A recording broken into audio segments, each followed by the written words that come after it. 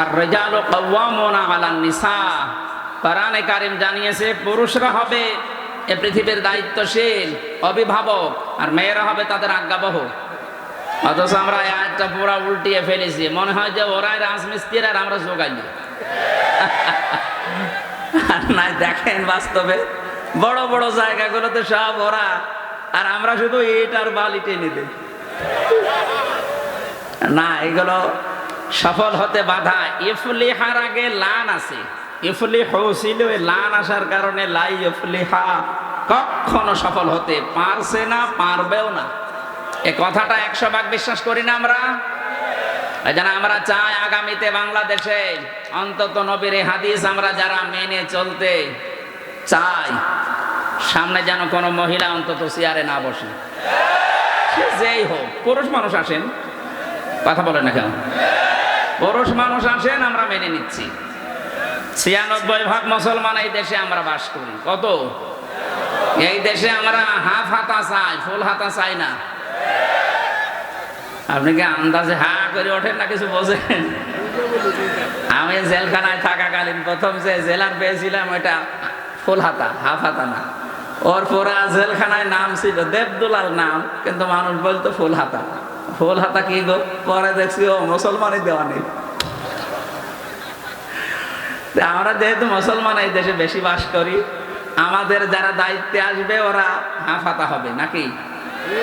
হ্যাঁ, কোন ফুল হাতা দেখতে চান? ওদের আমরা দেখেছি জেলখানায় একজন থাকার কারণে মুসলমান আমরা 100 জনের 98 জন, আর পুরা জেলখানা মিলে হয়তো 100 জনের 2 জন হিন্দু পাওয়া যেত। অথচ এদের দাপটে, একজনের দাপটে টিকা যায় না। বহু কষ্ট দিয়েছিল এই লোকটা আমাকে। আলেমদের প্রতি রাগ বেশি ছিল, কারণ ওর কাছে তো আর আলেম জালেম নেই, সবই সমান। ও আল্লাহকেই মানে না, তো হামজাকে কি করে মানবে? আমরা যে কথাটা এখন সারা বিশ্বে ওনারা ছড়িয়ে বেড়াচ্ছে, আমরা নির্বাচিত ছিলাম, আমাদেরকে উৎখাত করা হয়েছে, এটা মিথ্যা কথা। 15.5 বছরে ওরা নির্বাচিত ছিল, এ কথা যদি কেউ ঘোড়াকে জিজ্ঞাসা করে সেও হাসবে। হ্যাঁ, আপনি ঘোড়াকে জিজ্ঞাসা করেন, ও ঘোড়ার হাসি দেখেছেন? হি হি করে হাসে।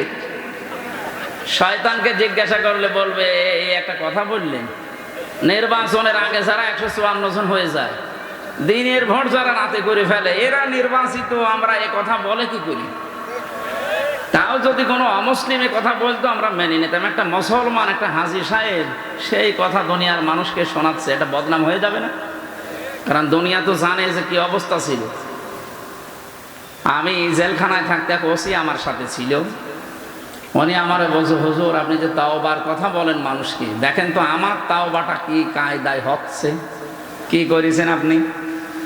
এই যে নির্বাচন গেল, আমি আমার যা লোকজন আছে, এসআই কনস্টেবল, এদেরকে নিয়ে রাত 12টার পর থেকে ভোট কাটা আরম্ভ করলাম আল্লাহর নামে। হ্যাঁ, এইভাবে বলছে, আল্লাহর নামে ভোট কাটা আরম্ভ করলাম, ফজর পর্যন্ত আমি কাজ সারলাম, বাক্সগুলো ভর্তি করে পাঠিয়ে দিলাম জায়গা মতো। এবার গোসল করলাম, ওযু করার পরে 2 রাকাত নামাজ পড়লাম, এরপরে পড়লাম আস্তাগফিরুল্লাহ। হুজুর আমার এই তওবা হয়েছে। আপনি কি বলেন, এর তওবা হয়েছে? এর তওবা হয়েছে? আজ অনেকেই এই 15.5 বছর পরে ওসির মতো তওবা করছে, যা করেছি আস্তাগফিরুল্লাহ। না, আপনি তো আল্লাহর কাছে দোষ করেননি যে আস্তাগফিরুল্লাহ পড়বেন, আপনি দোষ করেছেন হামজার কাছে। এক কথা বলেন না কেন? সুতরাং যে যেই ধরনের অপরাধ করেছেন ওইটা যদি দুনিয়ায় আপনি মাফ করে নিতে পারেন, তাহলে মরণের পরে আল্লাহ আপনাকে আর বিচারের কাঠগড়ায় দাঁড় করাবে না। কিন্তু এই অপরাধের যদি শাস্তি দুনিয়ায় না হয়, যার ক্ষতি করেছেন ওর ক্ষতিপূরণ যদি দিতে ব্যর্থ হন, কিয়ামতে আল্লাহ যখন বিচার করবে, ওই লোক এসে বলবে যে আমার 32 লাখ টাকা, আমার যেমন 32 লাখ গেছে, আমার বাবা এসে বলবে যে 32 লাখ টাকা এর মামলার আয়ু থেকে একেবারে উপর পর্যন্ত এরা নিয়েছে, এই টাকাগুলো ফেরত দেন, এরপরে আপনি জাহান্নামে যাবেন না জান্নাতে যাবেন, যান। এটা কেন বলছি? কারণ বহু মানুষ এখন এই ধান্দায় আছে, যাই করেছি একটু আস্তাগফিরুল্লাহ পড়িনি। এখানে যারা আলেম আছে, এই যে আমার বড় ভাই, আমি এখন একটা হাদিস বলছি, যদিও শুনেছেন আপনি, এটা দেখেন তো বাস্তবে আমরা কোথায় আছি। আমার ভাইরা, বিশ্বনবীর কাছে একজন যুবতী মেয়ে এসে বলে, হে রাসূল, আমি জিনা করেছি। নবীজি মুখ ঘুরিয়ে নিলেন, বললেন যে কথা কাউকে বলবা না, যাও বাড়ি চলে যাও। মেয়েটি আবার সামনে এসে বলে, হে রাসূল, আমি জিনা করেছি। নবীজি বললেন, এ কথা কাউকে বলবা না, বাড়ি চলে যাও। আবার সামনে যেয়ে বলে, হে রাসূল, আমি জিনা করেছি, আপনি আমাকে মুক্ত করেন। আমি এ পাপ থেকে পরিত্রাণ পেতে চাই, পবিত্র হতে চাই। কি মনে হয় জামালপুরবাসী ১৫০০ বছর আগের এই ঘটনা? নবীজি কি তাকে বলতে পারতেন না যে যা হয়েছে হয়েছে, আস্তাগফিরুল্লাহ পড়ি না? এই কথা বলছেন না কেন? বলতে পারতেন না? বলেছিলেন না। ৩ বারের পরে তাকে বললেন, তুমি কি জিনা করার পরে গর্ভবতী হয়েছো? বলে হ্যাঁ। তাহলে বিচার এখন হবে না, আগে সন্তানটা দুনিয়ায় ডেলিভারি হোক, কারণ তোমার দোষ আছে, ওই ছেলেটার দোষ নেই। ওটা তো মাসুম বাচ্চা, ওটা আসুক আগে। ওটা খালাস হওয়ার পরেই মেয়েটা দৌড়িয়ে এসেছে, রাসূল আমাকে মুক্ত করেন, আমি পরিত্রাণ চাই, মুক্তি চাই। বিশ্বনবী বললেন, না, এখনই না। এই বাচ্চাটা কমপক্ষে 2 বছর তোমার স্তনের দুধ পান করার হক রাখে। যদিও কোনো মা যদি দুনিয়ায় সন্তানকে দুধ পান না করায়, মায়ের গুনাহ হবে না, কারণ এ দায়িত্ব বাবার। কি নতুন হয়ে গেল নাকি? আমি এবার আলেমদেরকে বলছি, ওয়াল ওয়ালিদাতু ইউরদিউনা আওলাদাহুন্না হাওলাইনি কামিলাইনি লিমান আরাদা ইউতিম্মার রাদা। শব্দের দিকে খেয়াল করেন, আইয়ুতিম্মা, লিমান আরাদা আইয়ুতিম্মার রাদা, মুযাক্কার শব্দ। আল্লাহ মুয়ান্নাস দেননি। 2 বছর দুধ খাওয়ানো লাগবে সন্তানদেরকে, আদেশ আল্লাহ দিয়েছেন, কিন্তু আদেশ দেওয়ার সময় মুযাক্কার পুরুষের শব্দ দিলেন। এ দায়িত্ব বাবার। যেহেতু বাবার জিনিসপত্র নেই, আছে, যেটা আছে যাদের, আল্লাহ ওনাদেরকে ঘাড়ে দিয়েছেন। কিন্তু মা যদি বলে না, আমি দুধ খাওয়াতে পারবো না, এ দায়িত্ব তো আমার না। এক একটা সন্তানকে দুধ পান করাতে হলে 5 লাখ করে টাকা দেওয়া লাগবে। ও সুলাইমানকে তাই দেওয়া লাগবে। যদিও মাইকে বলা এটা মনে হয় ঠিক হলো না, কারণ আমি নিজেও ধরা খেয়েছি। আমার এই যে 1 মাস 5 দিন আগে একটা হয়েছে। এখন যদি ম্যাডাম এটা লাইভ দেখে, বলবে ঠিক আছে হুজুর বাড়ি আসুক, হয় 5 লাখ দেবেন, না আপনার মেয়ে আপনি নিয়ে যান। আমি তখন বিপদে পড়বো না? না, সম্মানিত মারা, বোনেরা, ভাবিরা যারা এসেছেন, দায়িত্ব আপনার না। আপনি না পান করালে গোনা হবে না, এটা দায়িত্ব বাবা। ওনার কাছ থেকে খরচপাতি যদি নিতে মনে চায় নেন, তারপরও আপনি দায়িত্ব পালন করেন। 1 ফোঁটা দুধের কারণে একটা নফল হজের সওয়াব পাবেন। প্রথমে যখন মেয়ে লোকটা সন্তানের কণ্ঠদেশে 1 ফোঁটা দুধ দেয়, নবীজি বলেন, একটা মরা মানুষ জিন্দা করে দিলে যে সওয়াব হয়, ওই সওয়াব পায়। আমার উদ্দেশ্য এটা না। মেয়েটিকে বলেছিলেন যে 2 বছর দুধ খাওয়া, এটা তার অধিকার আছে তোমার স্তনের উপরে। যদিও অনেক মেয়েরা এখন নিজের স্তন, নিজের বডি ফিগার, শরীর নষ্ট হয়ে যাবে, এই জন্য দুধ দিতে চাচ্ছে না। স্বামীকে বলছে ডানো আনো, কি নিয়ে আসতে বলে? ডানো। এই যে কয়েকদিন আগে যেটা গেল, এটার নাম ডানা, আর ওরা নিয়ে আসতে বলে কি? ডানো। সম্মানিত মা বোনেরা, আমি সতর্ক করার জন্য বলছি, আজ বিশ্বের বহু দেশে নিজের যা ফিগার নষ্ট হয়ে যাবে, এই জন্য সন্তানকে যারা দুধ দিতে চায় না, তাদের স্তন ক্যান্সার হওয়ার সম্ভাবনা বেশি। শেষে ফিগার ঠিক করতে যে কেটে বাদ দেওয়া লাগবে। আমি নিচে আর নামলাম না। আপনারা সম্মানিত মা বোনেরা, মেয়েটি যখন 2 বছর পরে এসেছে, একটা শক্ত খাবার সন্তানের হাতে দিয়ে নবীজি ডাক দিয়ে বললেন, সাহাবীরা, এই বাচ্চাটার দায়িত্ব একজন নাও। কি আশ্চর্য গো, একটা গুরুত্বপূর্ণ সময় এসে বাতাল ভেঙে দেয়। হ্যাঁ ছেলে,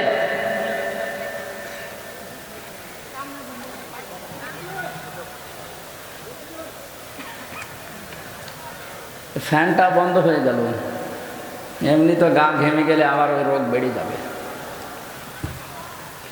হোসাইন কে কোথায় গেছে? ও কি করে কি হয়? এই সাইডে দিন ভাই।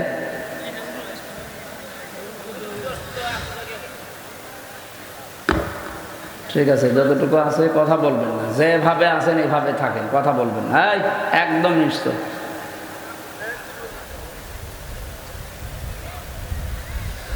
জামালপুর বাসী নবীজি এক সাহাবীকে বললেন, এর দায়িত্ব নাও, মেয়েটাকে মাটির ভেতরে গেড়ে দিয়ে চারিদিক থেকে বৃষ্টির মতো পাথর মারা আরম্ভ করলেন।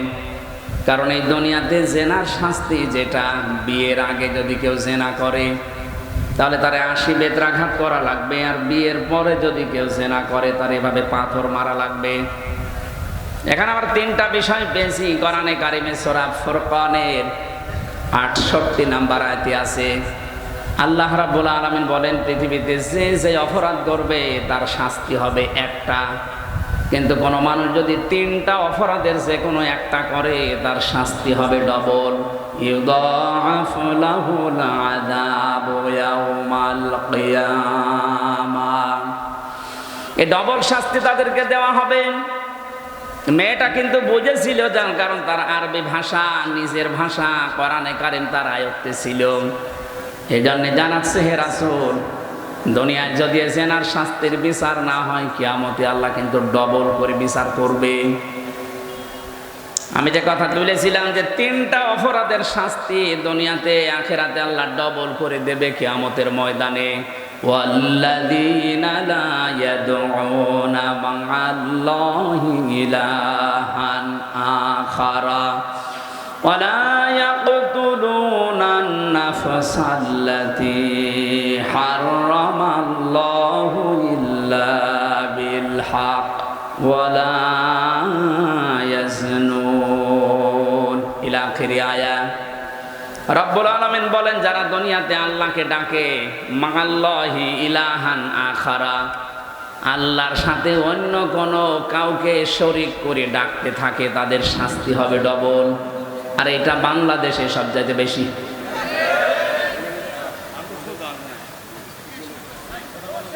কি মনে হয় কি পেয়েছে এরা, কি আসছে, কি সমস্যা কি আপনাদের? হ্যাঁ, কি করতে আসলেন আপনি এখন? কেবল বাদাল ঠিক করছে আর এসব ডিস্টার্ব করে দিচ্ছে, বারবার এবারে ডিস্টার্ব করলে। এই জন্য ভালো লাগে না এসব মাহফিলগুলো, সাতা মাথা।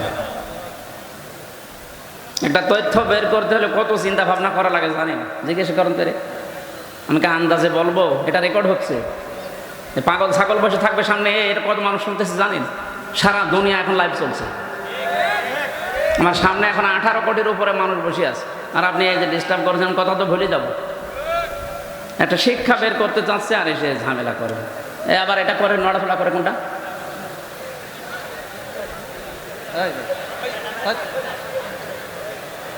মোনাজাত করে দিলাম না, এভাবে হবে না।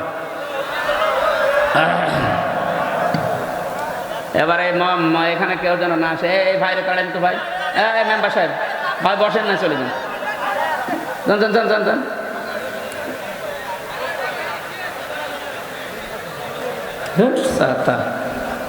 হোসাইন, এই মাহফিলটা সামনে বারাম দিবা না।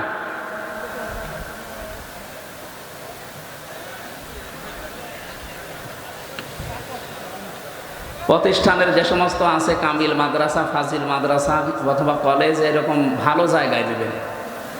ঝামেলা মার্কা জায়গায় এসে আমার মাথা খারাপ হয়ে যাচ্ছে। মঞ্চে যদি 1 ঘন্টার ভেতরে কেউ আসে, দেখেন তার আমি এখন এমনি মোসাফির অবস্থা আছে, বদ দোয়া চলে আসবে। কি বলছিলাম আমি কিন্তু জিজ্ঞাসা করবো পরে। আমি 1 ঘন্টা ক্লাস নেব, ক্লাসের পরে যদি 5টা প্রশ্ন করে একটাও বলতে না পারেন, তো সাথে আপনি আসলেন কেন? হ্যাঁ, কত দূর দূরান্ত থেকে এসে বসে আছেন। 3টা অপরাধ করলে আমি বলছিলাম দুনিয়াতে আখিরাতে মিলে আল্লাহ ডবল শাস্তি তাকে দেবেন। 1 নম্বরে, দুনিয়া যারা আল্লাহকে ডাকে এর পাশাপাশি অন্য কাউকে ডাকে। এই ছোট জীবনে আমি বিশ্বের বহু দেশ পরিভ্রমণ করে দেখেছি, এটা সবচাইতে বেশি বাংলাদেশে। আপনি সারা দেশের অবস্থায় এক, আল্লাহকে ডাকতেছেন, পাশাপাশি অন্য এমন কাউকে তার সাথে যোগ করে ডাকে, ইয়া আলী বাবা, শাহ আলী বাবা। আমি যে বলছিলাম যে রেকর্ড হচ্ছে সারা দেশে যাবে, এই জন্য বলছি। আর যারা আল্লাহর নামে জিকির করার পরে পরে কিছুক্ষণ পরে অন্য কাউকে ডাকেন, আপনার শাস্তি ডবল হবে। যারা এগুলো করছেন ওরা বুঝে করেন আর না বুঝে করেন। এই তাহেরি ভাই যেগুলো করে, আল্লাহকে কিছুক্ষণ ডাকে, এরপরে শুরু করেছে বাবার নামে ডাকাডাকি, ইয়ালি বাবা, শাহ আলী বাবা, খাজা বাবা, পাগলা বাবা। স্পষ্ট ফতোয়া কোরআনে কারিমের, যারা আল্লাহর সাথে অন্য কাউকে ডাকবে তার শাস্তি হবে কয়টা? ডবল। বলেন বলেন, এগুলো করা যাবে দুনিয়ায়? যারা করছেন না বুঝে এখনই থেমে যাবেন। 2 নম্বরে, ওয়ালা ইয়াকতুলুনান নাফসাল্লাতী হারামাল্লাহু ইল্লা বিল হক। অন্যায়ভাবে যদি কেউ দুনিয়ায় কাউকে হত্যা করে, আগস্টের 5 তারিখের আগে এই দেশে অন্যায়ভাবেই হত্যা হয়েছে 3732 জন সরকারি জড়িত। 2780 জন এখনো হাসপাতালের বেডে কাতরাচ্ছে। জামালপুরবাসী যারা এই যে অন্যায়ভাবে মানুষকে হত্যা করলেন, যারা এর সাথে জড়িত, আল্লাহর কসম তাদের শাস্তি ডবল হবে। কয়টা? বলেন বলেন, কেউ আপনাকে বাঁচাতে পারবে না, আপনার শাস্তি ডবল হবে। 3 নম্বরে, ওয়ালা ইয়াজনুন, তারা জেনা করবে না। যদি কেউ জেনা করে তার শাস্তিও ডবল। এই মেয়েটা এটা বুঝেছিল। হে নবী, আপনি আমাকে বারবার বলেন যে গোপন করে যাও, কাউকে বলবা না আমি কি করে থাকি, আমি তো জেনা করে ফেলেছি, আমি একটা বিবাহিতা মহিলা, আপনি দয়া করে আমাকে পরিত্রাণ দেন, মুক্তি দেন, আমি যেন কিয়ামতে ধরা খেয়ে না যাই। এই যে যখন পাথর নিক্ষেপ চলছিল, হযরতে খালিদ ইবনে ওয়ালিদ বলেন, আমি একটা পাথর খুব জোরে নিক্ষেপ করলাম, ওর নাকের ওপরে লাগার পরে ফিনকি দিয়ে রক্ত আমার শরীরে এসে লেগেছে। আমি বরদোয়া দিলাম, ভৎসনা জানিয়েছি। নবীজির কানে কথা যাবার পরে বিশ্ব নবী বললেন, খালিদ থামো, এ কথা বলবা না, আমি নবী, তুমি নবী না, আমি যা দেখতে পাই তুমি তো দেখতে পাও না। আমি দেখতে পাচ্ছি জিবরাইল সরাসরি আমার কাছে এসে এই কথা জানিয়েছে। হে নবী, আপনি সাহাবীকে থামান। এই মহিলার তওবা এমন ভাবে আল্লাহ কবুল করেছে, এর যে অনুশোচনা, এর যে অনুতপ্ত হওয়া, এর যা বিচার কার্যকর হয়ে যাওয়া, আল্লাহ এত বেশি পছন্দ করেছে এই মেয়েটার কাজকে। কোন জালেম যদি এইভাবে তওবা করতে পারে, আল্লাহ তাকেও মাফ করে দেবেন। কি বুঝলেন এখান থেকে বলেন তো? আর 15.5 বছর যারা জুলুম, নির্যাতন, অত্যাচার এমন কোন কাজ করেননি, বলেন আপনি নিজেই বলেন। আয়না ঘর বানিয়েছিলেন। আজকে গুম যারা করে তাদের একটা সম্মেলন হচ্ছিল যে আয়না ঘরের চাইতে গুম করে যেখানে রাখা হতো এটা আরো মারাত্মক। আমি 10 দিন ছিলাম আয়না ঘরে, আমি দেখেছি ওখানে কি কষ্ট দেওয়া হয় মানুষকে। মুফতি ফখরুল ইসলাম আমার সাথে ছিলেন জেলখানায়, উনি বলছিলেন, ভাই আপনার সাথে কি করেছে আমি জানি না, তবে আমার সাথে এই হয়েছিল। এ পায়ের ভেতর দিয়ে হাত দিয়ে, সামনে যে লোহার ব্যারিকেড দেওয়া থাকে ওর সাথে হাত লাগিয়ে হ্যান্ডকাপ দিয়ে বেঁধে দিয়েছে। এভাবে একটা মানুষ কয় মিনিট থাকতে পারে? 1 দিন 2 দিন 5 দিন না, 3 বছর একাধারে এভাবে বেঁধে রেখেছিল ওরে। ওর মাজারে হাড়ে পর্যন্ত ব্যথা হয়ে গেছে।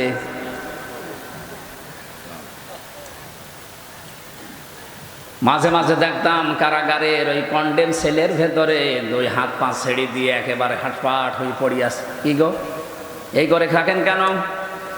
আমারে বলে, হামজা ভাই আপনার সাথে কি হয়েছে আমি তো জানি না, তবে আমার সাথে যা হয়েছে, এই যে মানুষ যে শুয়ে থাকে এটা যে কত বড় নিয়ামত আমি টের পাচ্ছি।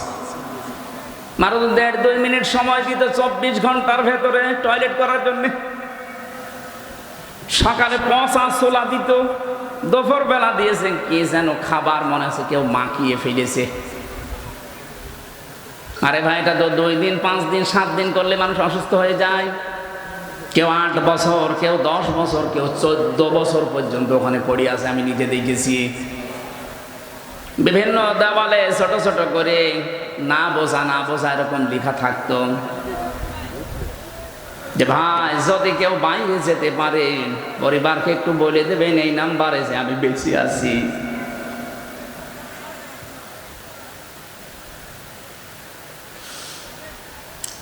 অথচ ওর মাথার উপর দিয়ে বা গাড়ি ঘোড়া মানুষজন সব চলাফেরা করছে।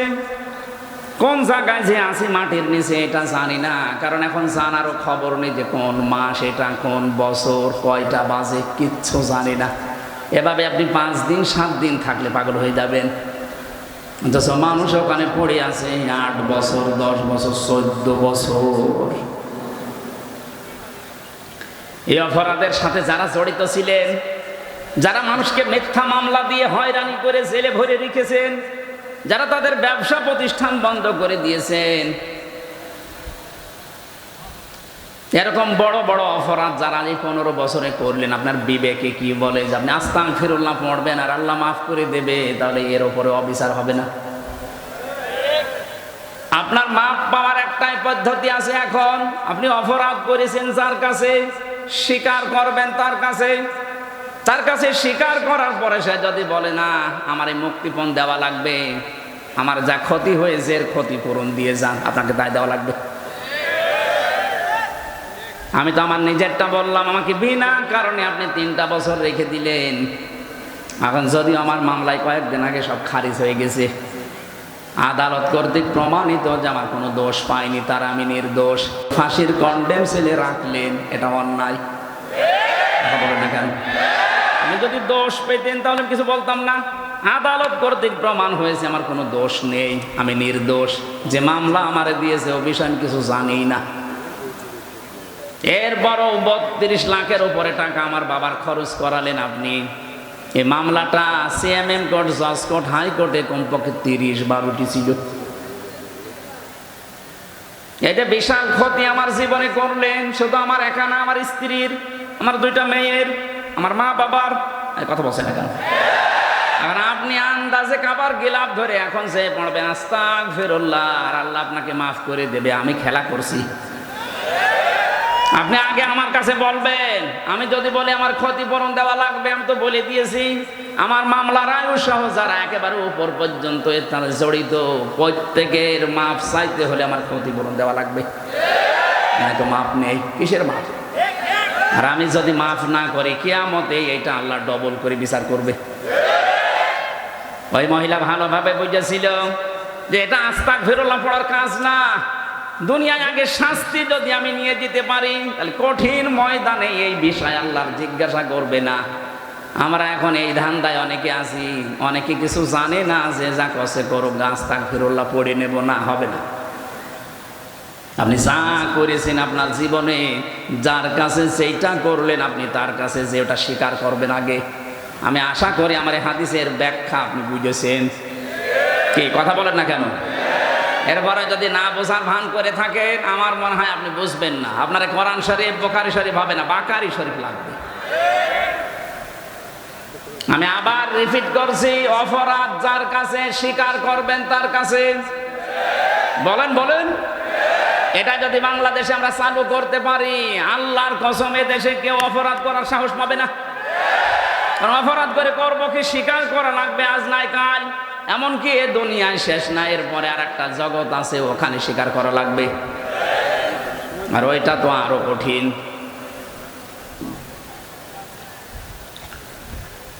যেন আমি যেটা বোঝানোর জন্য পর্যন্ত এসেছিলাম, যারা যে মিথ্যা কথা ছড়ান যে আমরা নির্বাচিত ছিলাম না, নির্বাচিত হওয়া লাগে নির্বাচনের মাধ্যমে, এই সিস্টেমটাই ছিল না। কোরআনে কারিমে আল্লাহ সূরা হজের ৭৮ নম্বর আয়াতে জানিয়েছেন, হুয়া জিতাবাকুম ওয়া মা জাআলা আলাইকুম ফিদ্দীনি মিন হারাজ। তিনি সে আল্লাহ যিনি তোমাদেরকে নির্বাচিত করেন। জামালপুরবাসী বুকে হাত দিয়ে বলেন তো, নির্বাচিত করা হয় যে পদ্ধতির মাধ্যমে তার নাম কি? নির্বাচন। বলেন বলেন। নির্বাচন না হলে মানুষ নির্বাচিত হয় কি করে? যেহেতু এটা হয়নি তার মানে আপনি নির্বাচিত না, এ কথাটা মিথ্যা কথা। আপনি যতই মোড়লদেরকে বোঝান তারা তো আর পাগল না, অত পাগল না। পাগল কিন্তু অত পাগল না। সুতরাং মিথ্যা কথা ছড়ানো যাবে না। যারা ছড়াচ্ছেন তারা থামবেন। আমি জানি জালেমদের কপালে হেদায়েত নেই। আল্লাহু লা ইয়াহদিল কওমাজ জালিমিন। আল্লাহ বলেন ইয়াহদি, এটা মজারে বর্তমান ভবিষ্যৎ, প্রেজেন্ট ফিউচার। জালেমদেরকে আমি আল্লাহ পথ দেখাচ্ছি না, ওদেরকে পথ দেখাবো না। এই জন্য জালেমদের দুনিয়াও শেষ, আখেরাতও শেষ। কারণ কিয়ামতের দিন জালেমরা আল্লাহর মামলার আসামি। কার? এটা আমি বানালাম। হ্যাঁ, সূরা সূরা 42 নম্বর আয়াতের প্রথম অংশে আছে, 25 নম্বর পারার 6 নম্বর পৃষ্ঠার 12 নম্বর লাইনে পাবেন, ইন্নামাস সাবিলু আলাল্লাযিনা ইয়াজলিমুনান নাস। অবশ্যই আমি আল্লাহ নিজে মামলা দায়ের করব তাদের বিরুদ্ধে যারা মানুষ হয়ে মানুষের উপরে জুলুম করেছে। এটা দেশে হয়নি বলেন তো? এই কথা বলেন না, হয়নি? এই জন্য বলছি জালেমরা ওদের দুনিয়া শেষ, আখেরাত তো আগেই শেষ। এই জন্য আমরা যেন আবার ওদের মতো কপাল পোড়া হয়ে না যায়। আমি এই জন্য বারবার সতর্ক করছি, আমাদের সামনের জীবন বিবেক দিয়ে চালানো লাগবে। আজকের তেলাওয়াত কি দয়াতে আল্লাহ ওই কথাগুলো আমাদেরকে শোনাচ্ছেন, যাদের 3টি ইন্দ্রিয় শক্তি দিয়েছি কিন্তু তারা কাজে লাগাচ্ছে না। আমি আল্লাহর ঘোষণা, এরা জাহান্নামী। ওয়ালাকাদ যারানা লিজাহান্নামা কাসীরাম মিনাল জিন্নি ওয়াল ইনস। সূরা আরাফের 179 নম্বর আয়াতের প্রথম অংশে আল্লাহ জানিয়েছেন অবশ্যই। এখানে আল্লাহ ওয়া দিয়ে আরম্ভ করে 2টা তাকিদ দিয়েছেন, লাম একটা, কদ একটা। কথা বলার আগে আল্লাহ গ্যারান্টি দিচ্ছেন, তার মানে এটা গুরুত্বপূর্ণ বিষয়। অবশ্যই অবশ্যই যারানা লি জাহান্নামা, জাহান্নামের জন্য আমি আল্লাহ বানিয়েছি, তৈরি করেছি কাসীরাম মিনাল জিন্নি ওয়াল ইনস। অধিকাংশ মানুষ আর জিন জাহান্নামে যাবে, এই জন্যই তারা তৈরি হয়েছে। আল্লাহ এখানে কলিল না দিয়ে কাসির দিয়েছেন। প্রশ্ন আসতে পারে, অধিকাংশ জিন আর মানুষ যদি জাহান্নামে যাবে তাহলে আমার দোষ কি? আমার দোষ আছে। আমার দোষ এইটা, এখানে আল্লাহ 3টি ইন্দ্রিয় শক্তির কথা জানাচ্ছেন। এটা পৃথিবীর সব সৃষ্টিকে দেয়নি, যাদেরকে দিয়েছেন তারা যদি কাজে না লাগায়। আল্লাহ প্রথম প্রশ্ন দিচ্ছেন, প্রথম তাদের পরিচয় দিয়েছেন উলাইকা কালানাম, এরা চতুষ্পদ জানোয়ার। বালহুম আদল, বরং তার চাইতে নিকৃষ্ট। আদল ইসমে তাফজিল, এটা এর চাইতে খারাপ আর হয় না। উলাইকা হুমুল গাফিলুন, এরা গাফেল। এবার দেখেন তো এই 3টি ইন্দ্রিয় শক্তি আপনার আমার আছে কিনা। লাহুম কুলুবুল লা ইয়াফকাহুনা বিহা।